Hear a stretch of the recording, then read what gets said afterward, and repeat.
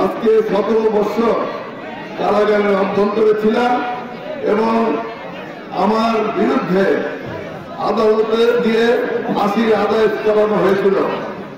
18 সাল থেকে শুরু করে 24 সালে মুক্তি পাওয়ার আগ পর্যন্ত কন্ডেন্সে অর্থাৎ ফাঁসির ছেলে আমাকে রাখা হয়েছিল। আমার পরিবারের লোকজনদের সাথেও আমার দেখা করার সুযোগ ছিল না, দেখা করতে দেওয়া হয় না।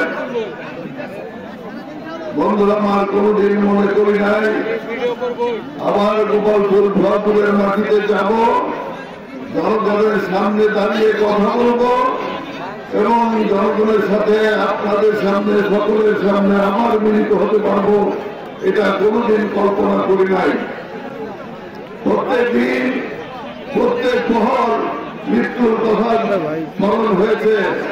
আমার রুমের পাশের থেকেই হয়তো অনেকজনকে রাতে নিয়ে গিয়ে ফাঁসি কাটতে ঝোলানো হয়েছে। আমরা রুমের মধ্যে হাওকাও করেছি, আল্লাহ আকবার ধ্বনি দিয়েছি যে এই দিন হয়তো আমার সামনে খুব তাড়াতাড়ি চলে আসবে, এই চিন্তার মধ্যে দিয়েছিলাম।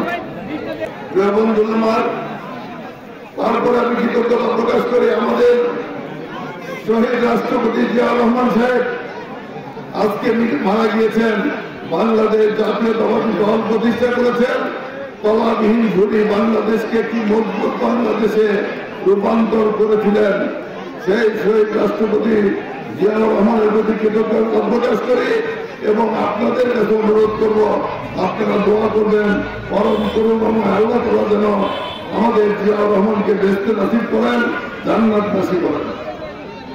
আজকে বিদেশে চিকিৎসাধীন আছেন, আমি আপনাদেরকে অনুরোধ করব তার জন্য দোয়া করবেন, তিনি যাতে চিকিৎসা শেষে বাংলাদেশে ফিরত এসে আপনাদের আমাদের নেতা নেতৃত্ব করেন, সেই দোয়া আপনারা করবেন। প্রিয় বন্ধুগণ, সঙ্গে সঙ্গে বিগত আন্দোলনে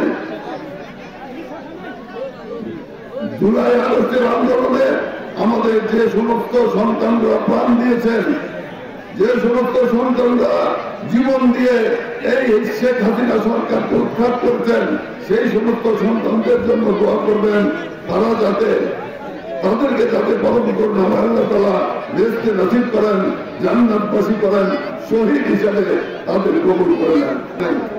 প্রিয় বন্ধুগণ, ঠিক একই ভাবে আমাদের নেত্রী বেগম খালেদা জিয়াকেও ক্ষমতাচ্যুত করা হয়েছিল আওয়ামী লীগের মধ্য দিয়ে।